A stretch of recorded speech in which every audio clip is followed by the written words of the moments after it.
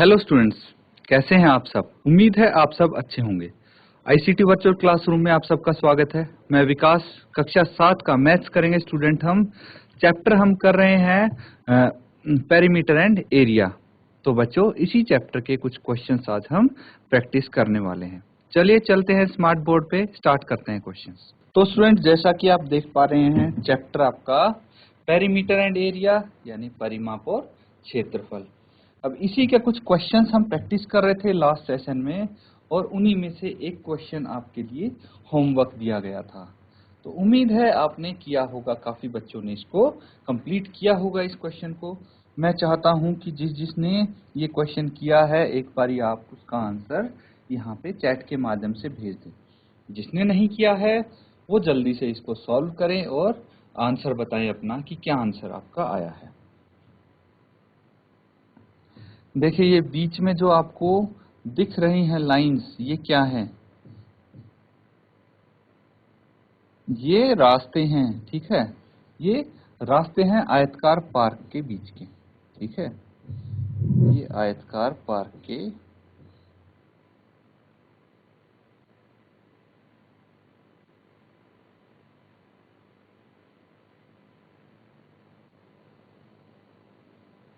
तो अब आप देख पा रहे होंगे कि भाई ये जो पट्टी है बीच से, ये इनके क्या है?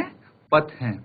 यहाँ पे जो बीच से होके जा रहे हैं। तो आपको बताना क्या है? आपको पथों का क्षेत्रफल ज्ञात करना है। पथों का क्षेत्रफल ज्ञात करने के लिए भाई आपको लंबाई और चौड़ाई पता होनी चाहिए, तभी आप इनका क्षेत्रफल ज्ञात कर सकते हैं। तो जल्दी से इसको सॉल्व कीजिए और बताइए क्या आंसर आया आपका। अब देखिए, जो जो चीज दी है वो हम लिख लेते हैं। 70 मीटर लंबाई और 45 मीटर चौड़ाई वाले आयतकार पार्क दिया है यहाँ पे। तो मैं यहाँ पे इसको लिख देता हूँ, 70 मीटर लंबाई है इस आयतकार पार्क की। 70 मीटर लंबाई, 45 मीटर चौड़ाई है, ये भी हम यहाँ पे मेंशन कर देते हैं। उसके बाद क्या करेंगे? देखिए बच्चों, यहाँ पे इसके बाद हम क्या कर सकते हैं, आपको बेसिकली पथ का क्षेत्रफल निकालना है। तो हम इनकी नेमिंग कर लेते हैं। क्षेत्रफल निकालने से पहले इनकी नेमिंग हम कर लेते हैं। जैसे ये हो गया P, Q, R और S। P, Q, R, S। ये हो गया एक आयत हो गया, है ना।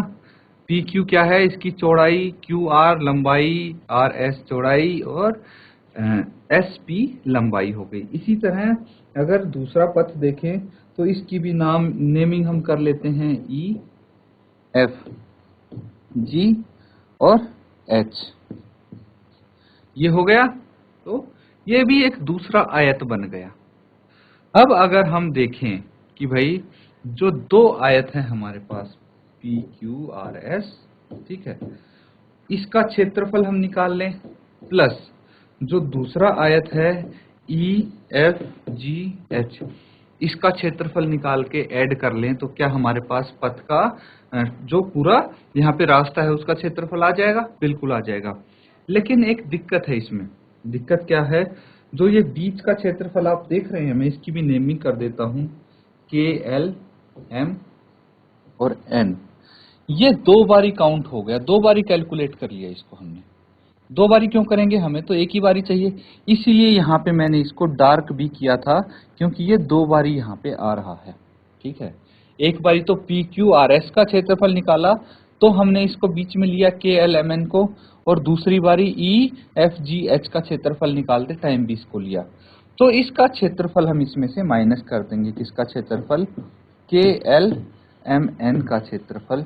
ये एक वर्ग हो गया, इसका क्षेत्रफल हम माइनस करेंगे तो हमारे पास आ जाएगा। अब एक चीज आप ध्यान देंगे कि 5 मीटर चौड़ाई के दो पथ बने हैं यहाँ पे। तो ये चीज हमें इजीली मिल गई है। क्या मिल गई है?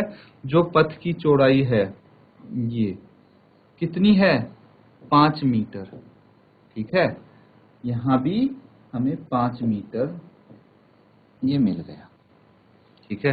अब 5 मीटर पथ की चौड़ाई मिल गई, इसका मतलब क्या है बच्चों?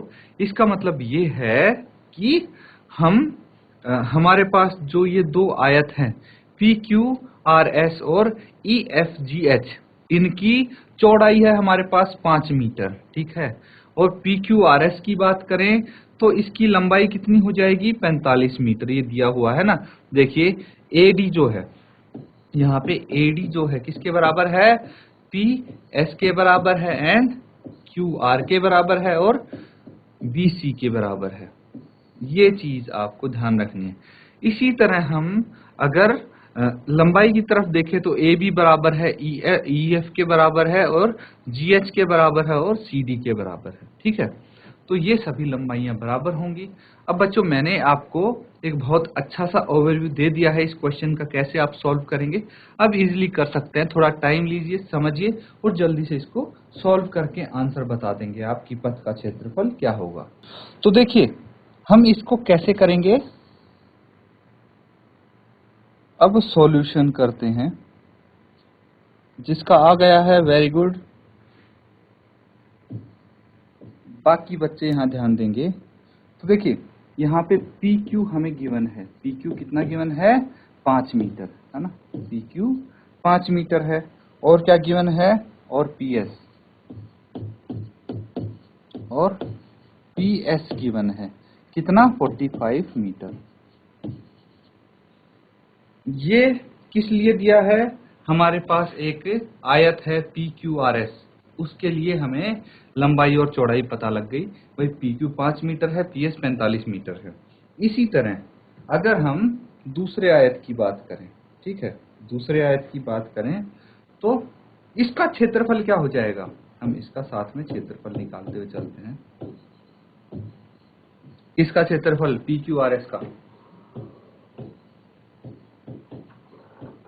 जो आयत PQRS है उसका क्षेत्रफल क्या हो जाएगा स्टूडेंट्स, उसका क्षेत्रफल लंबाई गुना चौड़ाई, यानी PS इंटू PQ। और PS इंटू PQ की जगह हम वैल्यू रख सकते हैं, है ना। तो अभी यहां तक हम छोड़ देते हैं इसको, और उसके बाद हम दूसरा आयत करते हैं। दूसरे आयत में क्या है, EH, यहाँ पे ये भी लिख सकते हैं हम, आयत PQRS में। सिमिलरली आयत EFGH में। तो जो आयत EFGH है इसमें क्या करेंगे, इसमें भी भाई आपके पास EH कितना है,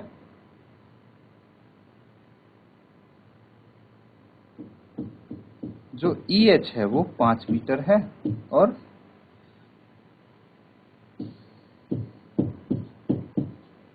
जो EF है वो कितना है, 70 मीटर,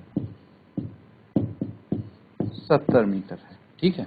EF 70 मीटर है। अब देखिए यहाँ पे हमारे पास काफी चीजें आ चुकी हैं। इसका क्षेत्रफल भी हम निकाल सकते हैं। क्षेत्रफल कितना हो जाएगा इसका,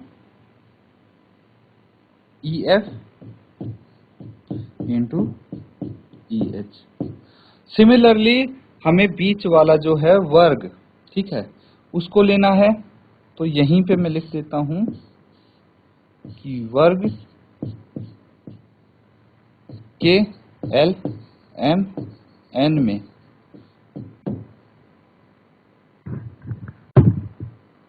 KL कितना है, 5 मीटर। क्यों भाई, PQ 5 मीटर है तो KL भी तो 5 मीटर होगा। इसी तरह KN कितना है,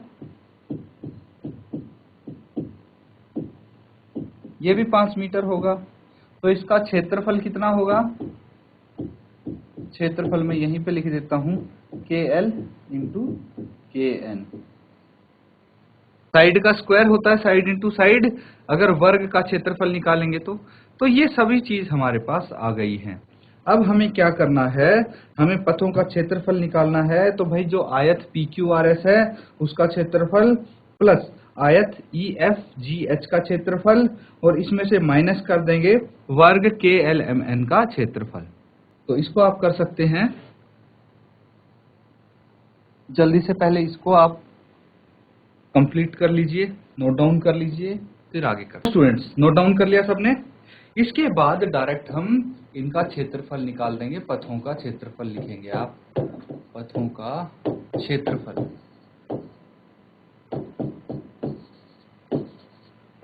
उसके लिए आपको क्या करना पड़ेगा भाई, आयत PQRS है,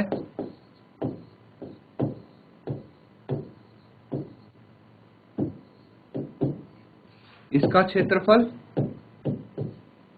प्लस आयत EFGH का क्षेत्रफल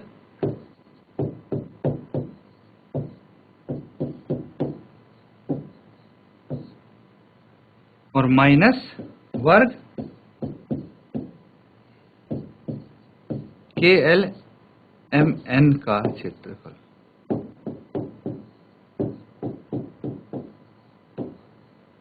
रीजन मैंने बता दिया था कि भाई इसका KLMN का क्षेत्रफल क्यों माइनस कर रहे हैं, क्योंकि ये दो बारी ऐड हो गया है। एक बारी तो आयत PQRS में आ गया, एक बारी आयत EFGH में आ गया। अब इनकी हम यहाँ पे वैल्यूज लिखते हैं। भाई आयत PQRS का क्षेत्रफल क्या था, PS इंटू PQ या फिर PQ इंटू PS, यहां से आप लिख देंगे। देखिए हमने PS इंटू PQ लिखा था। इसी तरह जो आयत EFGH है उसका क्षेत्रफल क्या लिखा था हमने, EF इंटू EH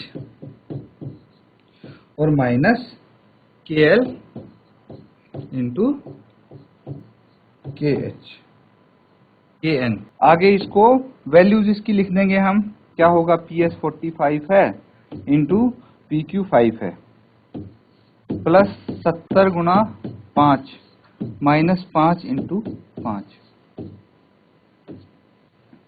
अब डायरेक्टली आप इनको मल्टीप्लाई कर सकते हैं, ठीक है, 45 गुना 5, 70 गुना 5 और 5 इंटू 5, या फिर 5 को आप बाहर कॉमन भी निकाल सकते हैं। देखिए वो भी इजी हो जाएगा। 5 अगर यहाँ पे कॉमन निकालने के अंदर 45 बच गया, प्लस 70 माइनस 5।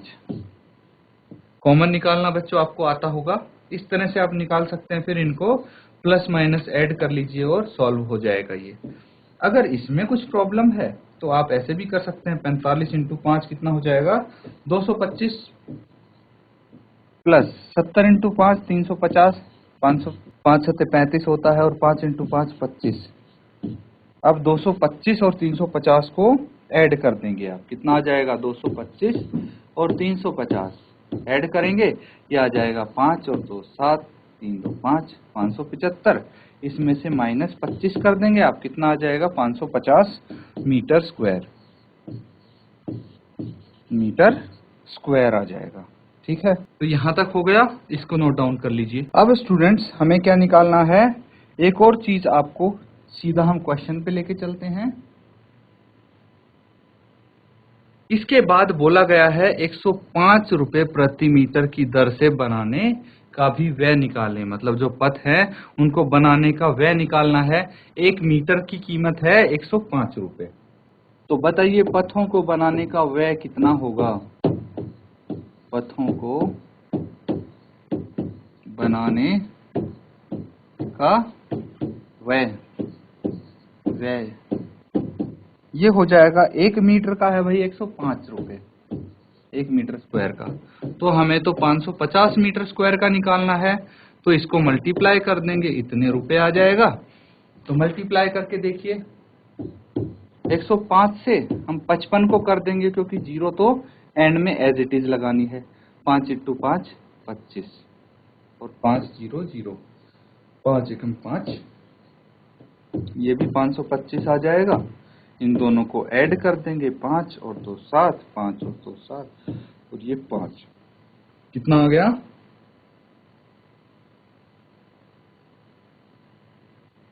ये आ गया 5775 और 0 एज इट इज।